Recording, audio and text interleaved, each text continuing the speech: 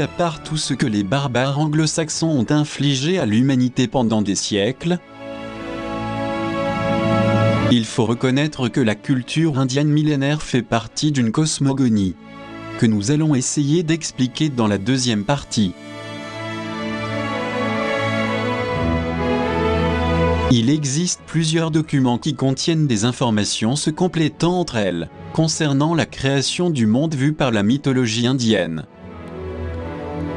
On peut y trouver une solide information sur les croyances créationnistes de ce peuple merveilleux, qui nous a laissé en héritage toute une sagesse que seul l'Égypte ancien aurait pu égaler. Il s'agit de la transmission d'une connaissance immense dans le domaine de l'architecture, de la métaphysique, de la cosmogonie et de la technologie. À l'intérieur de la cosmogonie hindoue, nous trouvons la Trimurti constituée par les dieux Brahma, Vishnu et Shiva. Chaque divinité représentant une force spécifique fondamentale à l'existence de l'univers. Chacune de ces trois divinités principales avait sa fonction spécifique. D'un côté, on a le créateur Brahma. Ensuite, nous avons Vishnu, le protecteur. Et finalement Shiva, le transformateur et destructeur. Il s'agit de trois forces qui se maintiennent en équilibre. Puisqu'à aucun moment nous ne pouvons concevoir la création sans la conservation et sans la destruction. Il s'agit de forces ou de puissances qui soutiennent l'ordre cosmique. Tant que l'ordre est stable et durable, ces trois divinités fondamentales de la création prennent notre destin en main, ainsi que la protection des espèces, jusqu'à réussir la conservation durable de tout ce qui existe. Dans le cas contraire, il y a mort et destruction jusqu'à l'anéantissement complet d'une race, semblable à ce qui s'est passé avec l'Atlantide et la Lémurie. C'est également à noter la façon dont les hindous conçoivent l'univers, fonction principale des trois dieux les plus importants du panthéon hindou. Ces trois divinités sont accompagnées de leurs épouses correspondantes, Saraswati, Lakshmi et Shakti, chacune d'elles jouant un rôle prédominant dans les anciennes traditions de la millénaire civilisation hindoue. Chacune d'elles était chargée d'un labeur spécifique, celle de Saraswati étant celle de la déesse protectrice de la connaissance, de l'harmonie et de la tempérance. Lakshmi, pour sa part, a la noble fonction d'être une divinité étroitement liée à la beauté, à l'abondance et à la bonne chance. Quant à la déesse Shakti, il s'agit là d'une divinité qui représente le principe féminin universel, l'amour et sa force de transformation et de régénération, raison pour laquelle elle est toujours accompagnée de son époux, le dieu Shiva, lui aussi hindou dans des fonctions similaires. La déesse Shakti, à l'instar de Shiva, a une représentation très sévère sous la forme de Durga, ou bien de Mahakali, qui est la déesse destructrice des ténèbres.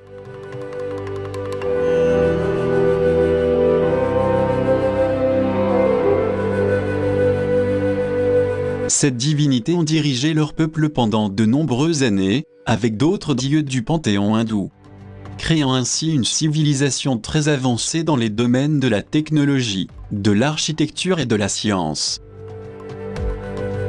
Des constructions grandioses et des cités-palais ont été érigées en leur honneur, dont certains témoignent encore de la magnificence de ce qu'était cette grande culture hindoustanie.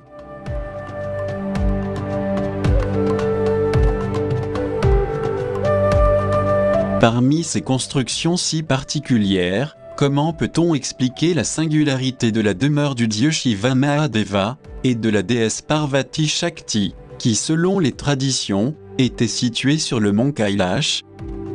Qu'est-ce qui fait que pendant des milliers d'années, tant de mystères aient pu avoir lieu, ainsi que d'innombrables apparitions d'ovnis autour de cette montagne énigmatique?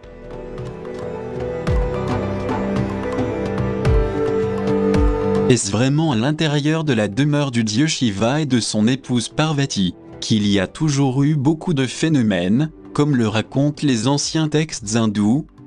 Invariablement, il y a quelque chose d'assez important qui entoure cette montagne sacrée de forme pyramidale, qui, à elle seule, renferme un bon nombre de révélations d'une grande transcendance. Il s'agit d'une pyramide gigantesque qui est connectée énergiquement avec le reste des pyramides existant sur toute la planète. En même temps, elle jouit d'une notoriété remarquable dans les récits de l'Inde ancienne, en tant que demeure sacrée du dieu Shiva Mahadeva et de la déesse Parvati Shakti. C'est grâce à ces dieux, à leurs enfants ainsi qu'à d'autres divinités qui les ont accompagnés, qu'une formidable connaissance a pu être transmise, consignée dans plusieurs ouvrages qui ont perduré jusqu'à nos jours. Des vestiges de constructions surprenantes de temples et de palais ont survécu au cours des siècles et sont présents dans différents lieux de l'Inde.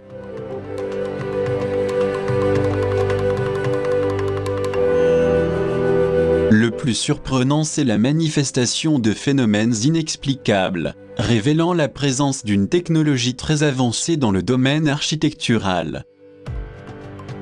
Ces phénomènes mettent en évidence des sons émis depuis l'intérieur des piliers, produisant ainsi une sorte de mélodie très étrange et énigmatique, semblable à des sons métalliques ou des sons de cloche, dont le retentissement très particulier n'a en apparence rien à voir avec une sonorité provenant d'une pierre solide.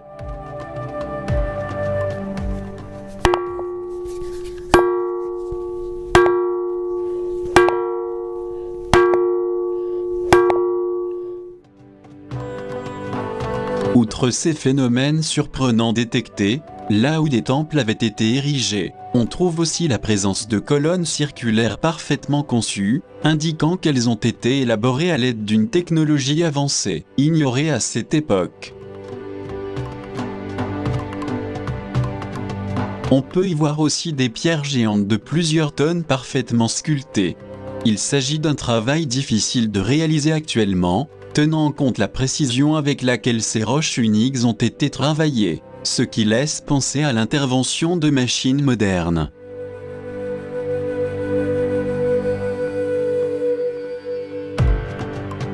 Mais comment est-il possible de construire ce type d'ingénierie avancée? S'agirait-il plutôt d'une technologie plus spatiale que terrestre, que les gouvernements n'auraient pas voulu révéler, pour ne pas créer de confusion chez les savants et les chercheurs? Autant que nous sachions, il existait sans aucun doute une technologie assez évoluée, qui avait permis de construire ces temples-palais magnifiques, parfaitement sculptés dans un degré de perfection difficilement atteignable par une civilisation comme la nôtre.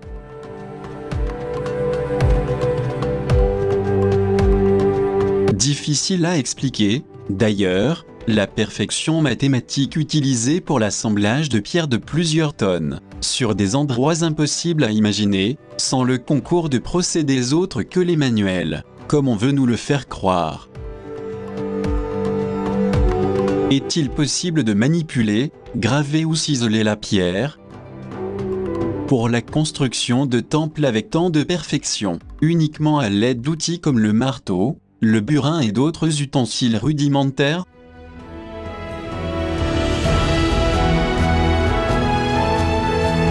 L'évidence est telle qu'on a pu le corroborer. La culture hindoue porte l'empreinte d'un héritage de sagesse impressionnant, où l'architecture disséminée partout sur le subcontinent indien prend une place d'exception, mais pas seulement. On connaît également l'existence d'objets volants de grande puissance qui sillonnaient les cieux, appelés Vimana. Et bien que leur existence ne soit pas reconnue par le gouvernement, le plus étonnant c'est qu'il est très bien documenté par de nombreux textes millénaires. Il s'agit d'une sorte de véhicule ou de char de combat, utilisé aussi comme moyen de transport sur de longues distances, destiné à se déplacer soit dans des mondes lointains soit en direction des étoiles. Il est particulièrement extraordinaire que les informations disponibles sur ces appareils volants parlent ouvertement de leurs caractéristiques, de leurs dimensions, des manuels de vol et du type de carburant utilisé. Il existe aussi des descriptions détaillées d'atterrissage forcé, et des recommandations claires sur la façon d'économiser du carburant. Il y a également des références sur les armes portées par les Vimana, qui étaient utilisées dans les combats, similaires à des faisceaux d'énergie qui détruisaient des villes entières, les transformant instantanément en un tas de ruines. Et c'était si terrible, que l'air, la nourriture, de même que l'eau, finissaient contaminés sur les zones proches des villes détruites. On pouvait observer les effets d'une radiation thermonucléaire dévastatrice. On raconte aussi que ces Vimana étaient des objets circulaires ou coniques, de différents modèles, et qu'ils étaient pourvus d'une sorte de dôme, sur leur partie supérieure. On sait également qu'ils étaient métalliques, et qu'ils se déplaçaient dans les airs, accompagnés d'un son harmonieux. Ils étaient également extrêmement rapides, pouvant effectuer des manœuvres complexes.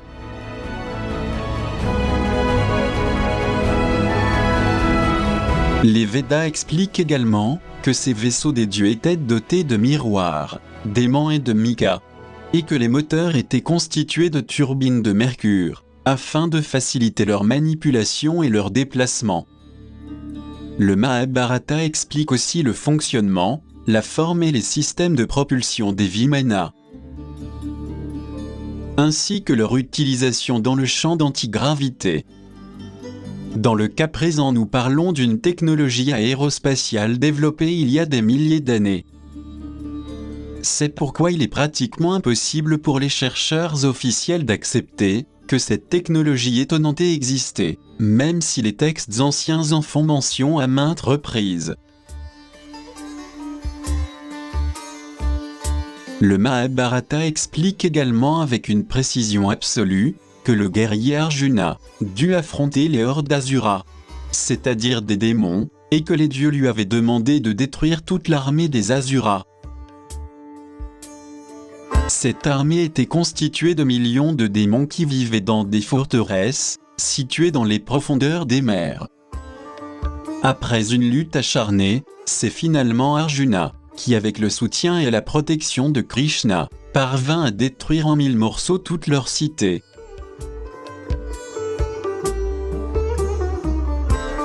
Le Ramayana, le Mahabharata et le Lingam Purana nous parlent également de puissants projectiles qui dévastèrent des cités entières. Ils étaient si puissants qu'ils auraient pu désintégrer complètement la planète.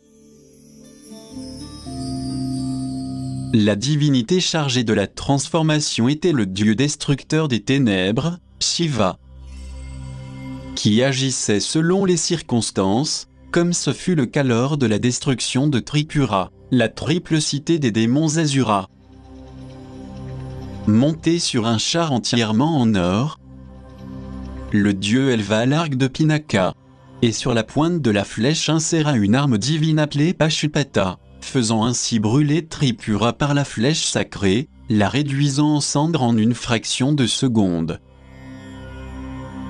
C'est ainsi comme s'il s'agissait d'un missile très puissant, qu'il détruisit les pervers Asuras, qui se rebellaient contre la divinité. Il y avait 3 puissantes cités forteresses en or, en argent et en fer, créées pour loger l'ensemble de leur armée et de leur population. Leurs habitants furent tous absorbés par les ténèbres, en oubliant ainsi la divinité. En fait, ils prétendaient dominer le monde. En raison de leur nature corrompue, sceptique, perverse, ainsi que de leur arrogance, la cité de Tripura fut brûlée et détruite d'un seul coup par le puissant dieu Shiva, qui a mis fin à ces 3 cités maléfiques.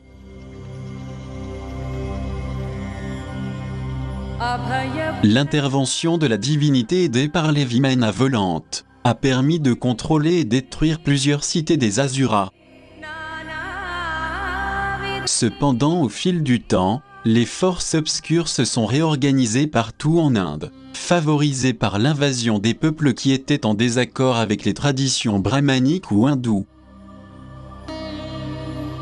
Cela nous permet de comprendre la raison pour laquelle, à ce jour, il existe encore des résidus radioactifs dans de nombreuses vieilles enclaves, indiquant ainsi que tout ce que nous expliquons dans ce documentaire contient des références très réelles qui devraient nous faire réfléchir en profondeur. Selon d'anciens textes sanskrits, cet anéantissement du mal s'est reproduit avec le dieu Krishna, qui vivait dans sa cité Dwarka, laquelle fut l'objet d'une attaque de la part du roi Salwa.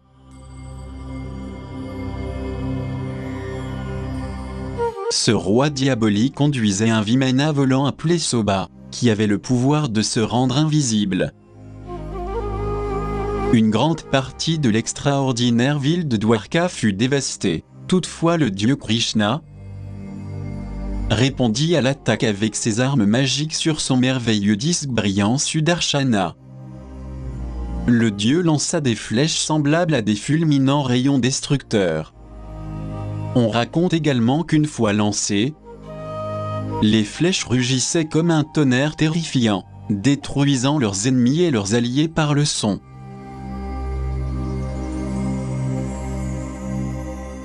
L'histoire hindoue ancienne raconte que grâce aux chars célestes appelés Vimana, des peuples tombés dans de grandes perversions comme le cas de Mohenjo-Daro et Harappa, de la vaste région du Rajasthan et Punjab, purent être contrôlés et anéantis.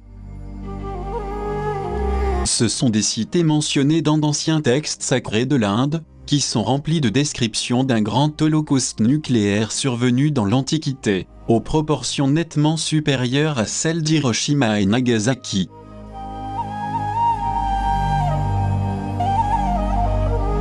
Ces catastrophes ne sont pas seulement enregistrées dans des textes anciens. De nombreux archéologues affirment que des preuves archéologiques fournies par les ruines de Harappa, Lothal et Mohenjo-Daro confirment l'hypothèse d'une grande explosion nucléaire il y a environ 8000 ans.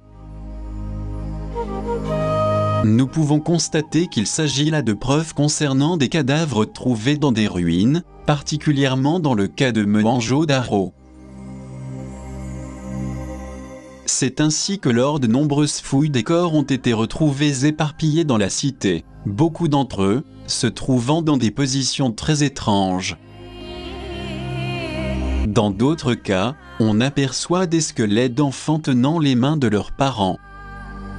La chose la plus surprenante, c'est qu'au sein de toutes ces dépouilles mortelles, des niveaux élevés de radiation avaient été détectés.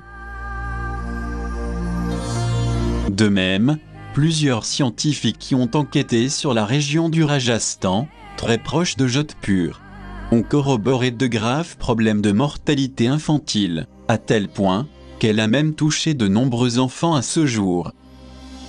En fait, c'est parce que les niveaux de radiation dans la région sont si élevés qu'il a fallu fermer ces lieux, après les résultats de la découverte radioactive dans les fouilles.